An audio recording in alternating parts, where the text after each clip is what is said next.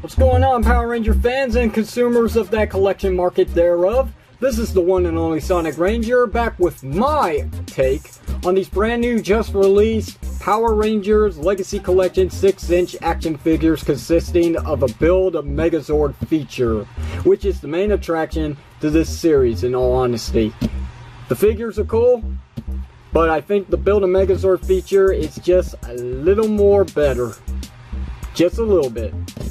So, having said that, and experiencing all these figures of Series 1 before even starting this reviewing series, I gotta say, while I do like these figures and what they have to offer for the price tag of $20 at any local retail store, that being Target, Toys R Us, Walmart, Kmart, I gotta say, I'm not in love with what's going on here. But having said that, I'm not going to judge this by one series. Okay, this is just the first series, this is just the beginning. Improvements will be made over time, but I don't think anything is going to change with Series 2 since we already know who's coming. We've seen the prototypes at San Diego Comic-Con, and it would be a little too late to try and fix problems that I will explain in this video within a certain limit while these are still in production at this time. So anyway, let's get to it. So today we're going to take a look at Tori the Blue Ranger from Power Rangers Ninja Storm side of the Legacy Collection, which consists of Build a Megazord pieces for Storm Megazord, the iconic Megazord from Power Rangers Ninja Storm, not Dino Megazord.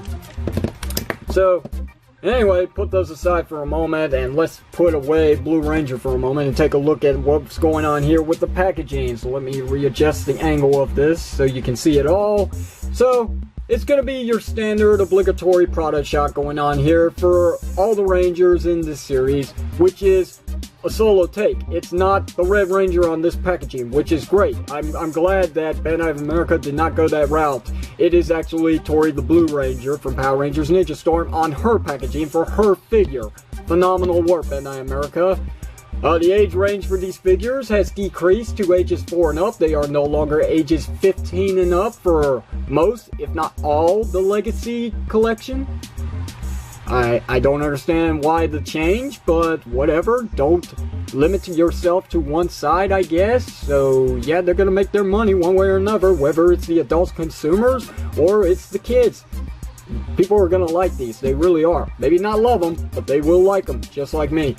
Anyway, you got enough of a look from the front. Let's go ahead and take a look at the back, and this is funny right here. I'm sure you can actually see this up here. It says collect the Rangers and build the Dino Megazord. That's right, yeah, let's call Storm Megazord Dino Megazord. Why not? Bandai America, you had one job. One job! And you couldn't even get that right. Does this look like Dino Megazord to anyone? Huh? Let me know down below in the comment section what you think this is. Is this Dino Megazord or is it Storm Megazord? I don't know. You just let me know. Anyway, Series 1 consists of every single figure that I'll be reviewing because I have every single figure right here behind me. Mighty Morphin Red, Mighty Morphin Green, and 3 Wind Rangers, Red, Blue, and Yellow. Sadly, the Thunder Rangers could not make Series 1. Would have been cool, but we haven't even seen prototypes for those figures yet. So we don't even know if they're coming in Series 2. Having said that, that's going to do it for the package. Let's readjust the camera angle and bring back in the Blue Ranger. Phenomenal work, Bandai America. I mean, I really do like the way these figures look. Even though I don't love them, I really do like them. Great job. Great amount of attention went into the sculpting of these figures. The paint application is decent for the fair price of $20. Articulation is a major overall aesthetic to this line. It is a massive improvement from what we were offered with the $10 price tag figures under the Action Hero line, which is consisted for an age range of kids, really, in all honesty. Even though I had them, but I don't anymore, so I can't do a side-by-side comparisons, unfortunately, especially with the SH Figure Arts Ranger of this review, unfortunately. I sold those a while back as well to make room for this brand new Legacy Collection, which does have the name Legacy on it, and is truly Power Rangers and not Super Sentai action figures. I'm just saying, okay? That's not going to stop Super Sentai fans from buying up these figures, and I'm not trying to tell you not to buy these, okay? They are cool figures, and I do recommend them. Even though I don't say they are a requirement, they are still worth the pickup.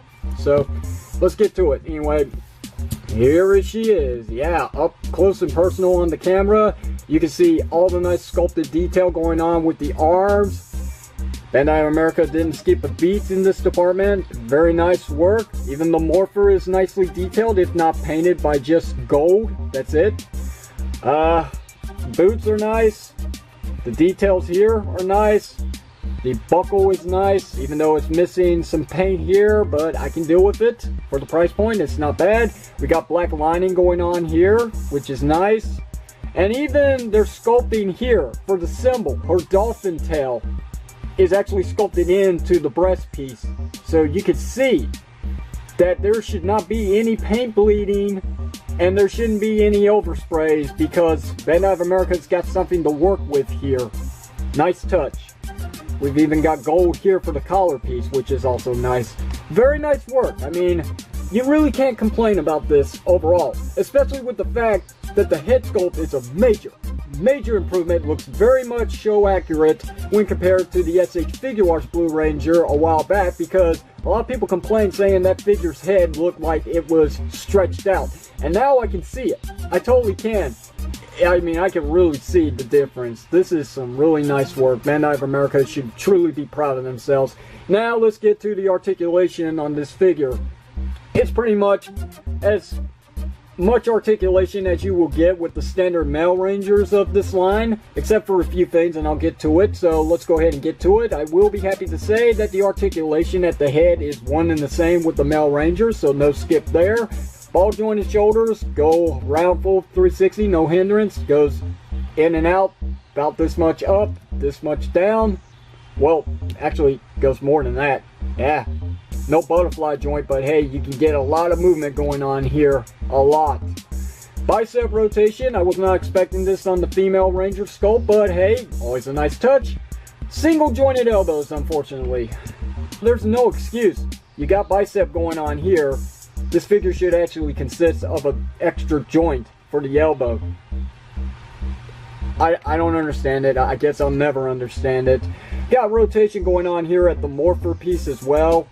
Always a plus. And then we've got SH Figuarts articulation going on here. This is a lot more than Marvel Legends. You got ball joint. As you can see, it moves in any way I so choose. And also there's a cut here at the hand, so you can get rotation going on there. Lots of places to pose it. Kind of humanoid-esque in a way, which is what SH Figuarts are all about. Even though these aren't as expensive as SH Figuarts. Got a ball joint going on here for the upper portion of her body. It moves all the way around. It does come in pretty good, comes back pretty good, and it tilts side to side and squeaks a lot. Very tight and very annoying. Waist rotation is present on the female Ranger sculpt, so stop worrying there. You've seen it now. Legs are ball jointed, just like the male Rangers, but they are limited in the way they can move thanks to the hard plastic being used for these skirts. At least Bandai of America was capable of actually keeping their promise and giving us some cut slits here for the side of the skirt to allow some clearance for the legs, so you can get a good amount of kicking here, but just not much up and down. I mean, that's about as high as it can go up. Back, it can't go anywhere at all except for a stationary stance because of the sculpting of the butt, and that also consists of the male Rangers. Got thigh rotation going on here thanks to the cut. Very nice, complete rotation as you saw. Double jointed knees. We got a cut at the boots, which does help with the ankle joint here because the ankle joint is just like Marvel Legends. It hinges up and down on a ratchet, a weak ratchet, but it is there. And then we got that crazy ankle rocker pivot that goes all the way around, at least going this way it does. Very cool. But having said that, it's kind of difficult to get it to work just like the Halo figures, but thanks to this rotation going on at the boots, it definitely improves on the stability. So overall, you get everything that you want out of the articulation, and in all honesty, a fair amount of paint apps. And the color that is used for this Blue Ranger is definitely show accurate when compared to the SH Figuarts, which was a darker tone, which I never understood. Her built-in Megazord pieces consists of the right leg of the Lion Zord, and her own Zord, which is the right arm to the Megazord, which is the Dolphin Zord, which is a different color of blue, which I don't understand, and lacks thereof of paint apps. The only thing you really get is some black going on here and some silver lining, and that's it. Nothing else was actually painted on this, but everything seems to be on ball joints, minus the hinge for the elbow. But yeah, more in detail about it in its own video review. So the last thing to go through is her real accessories that the figure comes with. One being her sword, which is very much similar to the SH Figuarts sword. The only thing is, quality is different. This is a gummy plastic. It's not going to break as easily as an SH Figuart weapon if you are not careful with your toys. Having said that, the only real difference between those two is that there's no paint application going on at the bottom of this handle piece. Most of this was painted gold. This is all just red. It's not bad though. Not bad at all. And she can hold it pretty good with both hands, might I add, if you work with it, which I'll try to do on camera, even though I'm limited on time. But as you can see, no matter which way she holds this sword, if you turn it the right way, it actually looks pretty dang legit. I mean, that is some good work. And that's what I love about the ball joints on this figure. Yeah, I actually said I love something on this figure, even though my overall thoughts is I like the figures, I don't love them.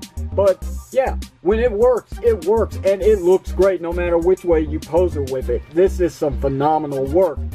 And the last bit of accessories that she comes with is actually the sword and its sheath, which is obviously blaster mode in the show. The only problem is, unlike the show, this handle piece is sculpted on. It doesn't come out, so she really can't hold this as a weapon. So the only thing that you can really do with it is just peg it back into the back and leave it there. Even though, while this is still in place, it kind of looks weird. Almost like she's got two swords, but no, she doesn't. Anyway, that's really going to do it for this action figure. I've pretty much given my overall thoughts on it. It is a good figure. A very good figure that Bandai America could improve on. But for what it has to offer, it's not bad at all. I really do like what Bandai America has done here. I just don't love what they've done here. I want that feeling. I really do.